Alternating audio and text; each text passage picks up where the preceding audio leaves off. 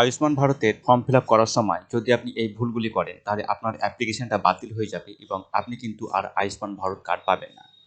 তো আশাকর্মীরা যে ফর্মগুলি আপনাদের বাড়ি বাড়ি দিয়ে বেড়াচ্ছেন সেই ফর্মগুলি কিভাবে পূরণ করবেন সঠিকভাবে সেটাই কিন্তু আজকের এই ভিডিওর মাধ্যমে দেখাবো।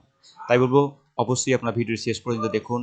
চ্যানেল নতুন হয়ে থাকলে অবশ্যই চ্যানেলটি সাবস্ক্রাইব করুন এবং ভিডিওটি বেশি বেশি করে শেয়ার করে দিন। তো আশাকর্মীরা যে ফর্মটি দিয়ে বেড়াচ্ছেন সেই ফর্মটি আপনারা এখানে দেখতেই পাচ্ছেন। এখানে লেখা রয়েছে আয়ুষ্মান ভারত প্রধানমন্ত্রী জন আরোগ্য যোজনা।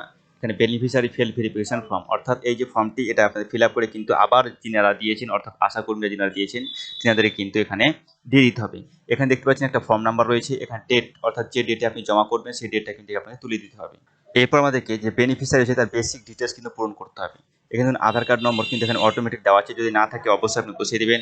এখানে যে অ্যাপ্লিক্যান্ট নেম রয়েছে সেই অ্যাপ্লিক্যান্ট নেমটাও কিন্তু এখানে বসিয়ে দেবেন। এখানে যে রেশন কার্ড নাম্বার, যে ডিজিটাল রেশন কার্ড রয়েছে সেই ডিজিটাল রেশন কার্ড নাম্বার কিন্তু এখানে রয়েছে। তারপরে দেখুন এখানে রয়েছে রেশন কার্ড ক্যাটাগরি, অর্থাৎ কোন ক্যাটাগরি রেশন কার্ড রয়েছে সেটা কিন্তু এখানে উল্লেখ করে দেওয়া হচ্ছে। যদি না থাকে আপনি অবশ্যই কিন্তু এখানে টিক দিয়ে দেবেন যে ক্যাটাগরি হবে আপনার। এরপরে দেখুন রয়েছে আধার কার্ড লিঙ্ক মোবাইল নাম্বার, অর্থাৎ আপনার আধার কার্ডের সঙ্গে যে মোবাইল নাম্বার লিঙ্ক রয়েছে সেটা কিন্তু এখানে আপনাকে দেখে দেখে বসিয়ে দিতে হবে। এখানে জেন্ডার রয়েছে ফিমেল এখানে করে দেওয়া হয়েছে। এখানে যে তার যে ডেট অফ বার্থ সেটাও কিন্তু এখানে উল্লেখ করে দেওয়া হয়েছে। যদি না থাকে অবশ্যই কিন্তু আপনি এই যে ঘর রয়েছে সেই ঘরে আপনি বসিয়ে দেবেন। এরপর রয়েছে full address, house number, street or village name, অর্থাৎ এখানে যে আপনার ভিলেজ, পোস্ট অফিস, থানা, জেলা, রাজ্য, পিন নম্বর সমস্ত তথ্য কিন্তু আপনি খুব সুন্দরভাবে পুট করে দেবেন। যদি আপনার প্রিন্ট করা থাকে, প্রিন্টে যদি আপনার ঠিকানা এখানে বসানো থাকে তো কিছু করতে হবে না। যদি না থাকে অবশ্যই কিন্তু আপনার এখানে নাম, পোস্ট অফিস, থানা, জেলা, রাজ্য সমস্ত কিছু তার সাথে পিন নম্বরটা বসিয়ে দেবেন। তারপরে দেখুন এখানে রয়েছে অটোমেটিক ডিস্ট্রিক্ট কিন্তু এখানে বসা রয়েছে, কোন ব্লক সেটাও বসা রয়েছে, কোন পঞ্চায়েত সেটাও বসা রয়েছে। এখানে ফ্যামিলি হেড নেম, অর্থাৎ আপনার যে ফ্যামিলির যে হেড রয়েছে তার নামটা এখানে বসা থাকবে এবং টোটাল ফ্যামিলি মেম্বার, ওই যে ফ্যামিলি রয়েছে যে ফ্যামিলিতে কটা মানুষ রয়েছে সেটা কিন্তু আপনি বসিয়ে দেবেন। এবং যে ফ্যামিলির হেড রয়েছে তার যে যদি প্যান কার্ড থাকে প্যান কার্ড নম্বরটি অবশ্যই এখানে বসিয়ে দেবেন। এরপর দেখুন রয়েছে ইলেকট্রাল ডিটেলস, অর্থাৎ কেউ যদি 18 বছরের ওপরে হয়ে থাকে বেনিফিশিয়ারি তার এপিক নম্বর বসাবেন, কোন বিধানসভায় কত নম্বর পার্ট আর কত নম্বর সিরিয়াল নম্বরে তার যে ভোট রয়েছে সেটা কিন্তু এখানে বসিয়ে দিতে হবে। এবার দেখুন এটা হচ্ছে স্বাস্থ্যসাথী কার্ড ডিটেলস, অর্থাৎ আপনার যদি স্বাস্থ্যসাথী কার্ড থেকে থাকে অবশ্যই যে 17 ডিজিট স্বাস্থ্যসাথী কার্ড নাম্বার থাকে সেই ডিজিটটা এক এক করে দেখে দেখে খুব সুন্দরভাবে বসিয়ে দেবেন।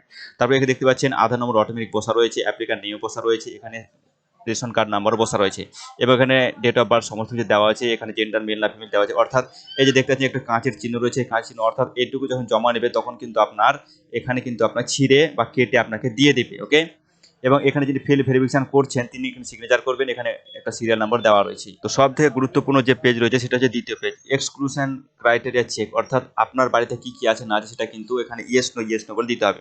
এটা হচ্ছে ফ্যামিলি ইনকাম 8 লাখ পার ইয়ার, অর্থাৎ 8 লাখ বা তার উপরে যদি হয়ে থাকে তো অবশ্যই ইয়েস করবেন, আর যদি না হয়ে থাকে অবশ্যই নো করবেন। 2 নম্বর অপশনে রয়েছে any member of family paying income tax, অর্থাৎ আপনার ফ্যামিলি মেম্বার যদি কেউ ইনকাম ট্যাক্স পেমেন্ট করে তো অবশ্যই ইয়েস করবেন, আর না করতে হলে না করবেন। এখানে কি বলছে found ASDD list of SIR WBL 2026 বলে, অর্থাৎ আপনার ফ্যামিলি মেম্বারের যদি কারো ভোটার লিস্ট থেকে নাম ডিলিট হয়ে থাকে বা SIR এর আন্ডার এডুকেশন থার্ড নাম ডিলিট হয়ে থাকে তাহলে ইয়েস লিখবেন, যদি না। পরের পয়েন্টটা খুব গুরুত্বপূর্ণ, pending under SR appellate tribunal, অর্থাৎ ট্রাইব্যুনাল যদি কারোর নাম পেন্ডিং এ পড়ে থাকে তো ইয়েস লিখবেন, যদি না থাকে তো না লিখবেন। পরের পয়েন্টটা দেখুন পেন্ডিং CAA অ্যাপ্লিকেশন, অর্থাৎ CAA অ্যাপ্লিকেশন যদি আপনার নাম পেন্ডিং এ থাকে ইয়েস করবেন, না থাকলে না করবেন। তারপরের পয়েন্ট দেখুন beneficiary name deleted from Annapurna Yojana, কোনো ফ্যামিলি মেম্বার যদি আপনাদের অন্নপূর্ণা যোজনা থেকে তার নাম ডিলিট হয়ে থাকে ইয়েস করবেন, না ডিলিট হয়ে থাকে না করবেন। এবং শেষের পয়েন্টে দেখুন person not alive or permanently shifted, অর্থাৎ কোনো ব্যক্তির নাম হয়তো আপনার ফ্যামিলি মেম্বারের মধ্যে আছে, এই আয়ুষ্মান ভারত কার্ডের মধ্যে রয়েছে কিন্তু সে হয়তো বেঁচে নাই বা অন্য ফ্যামিলির মধ্যে চলে গেছে বা শিফটেড হয়ে গেছে বা বিয়ে হয়ে গেছে, তাহলে কিন্তু এখানে ইয়েস করবেন, আর যদি না থাকে তো না করবেন, কোনো সমস্যা আপনার ফর্মটা ফিল আপ করবেন। এখানে কিন্তু যিনি অ্যাপ্লিকেশন করছেন অর্থাৎ যার নামে ফর্মটা এসেছে তার সিগনেচার বা হাতের ছাপ কিন্তু এখানে দিয়ে দেবেন। দিয়ে দেওয়ার পরে এখানে দেখতে পাচ্ছেন নিচে দিকে কিছু করা দরকার নেই, অর্থাৎ FLW অর্থাৎ ফিল্ড ভেরিফিকেশন যে ওয়ার্কার রয়েছে সে কিন্তু এখানে রিকমেন্ড করবে বা নট রিকমেন্ড করবে তার এখানে টিক দেবেন। এখানে যে তিনার নাম রয়েছে নামটা দেবেন, এখানে তিনি সিগনেচার করবেন। লাস্টে রয়েছে ফর অফিসিয়াল ইউজ অনলি, অর্থাৎ এটা কিন্তু অফিসে ইউজ করবে। এখানে কি হচ্ছে বেনিফিশিয়ারি কি আছে, এলিজিবল আছে, অর্থাৎ এই যে ফর্ম ফিল আপ করলো সে কি আয়ুষ্মান ভারত কার্ড পাওয়ার যোগ্য হয়তো এলিজিবল করে, নট না পাওয়ার যোগ্য হলে নট এলিজিবল করবে এবং রিমার্ক দিবে। লাস্টে দেখতে পাচ্ছেন আপনারা যিনি ভেরিফাই করবেন তিনি ভেরিফায়ার নাম দেবেন, তিনার যে ডেজিগনেশন কোন পদে তিনি অবস্থান করছে সেটা দিবেন, এখানে ডেট দেবেন এবং তিনার যে সিগনেচার রয়েছে সিগনেচার কিন্তু এখানে দিয়ে দিবেন। তো ফ্রেন্ডস, এই যে ফর্মটা আমি ফিল আপ করে দেখালাম আপনাদের সম্মুখে, যে আপনাদেরকে বুঝিয়ে দিলাম, সেটা এইভাবে আপনারা যদি ফিল আপ করেন আপনাদের কোনো রকম সমস্যা হবে না। আশা করছি এই ভিডিওর মাধ্যমে আপনারা সমস্ত কিছু ক্লিয়ারলি বুঝতে পেরেছেন। যদি কোনো রকম কিছু বুঝতে অসুবিধা হয় অবশ্যই আপনারা কমেন্ট করে জানাবেন, আমি চেষ্টা করব আপনাদের কমেন্টের উত্তর দেওয়ার এবং আপনাদের সমস্যার সমাধান করার। ভালো থাকবেন, সুস্থ থাকবেন।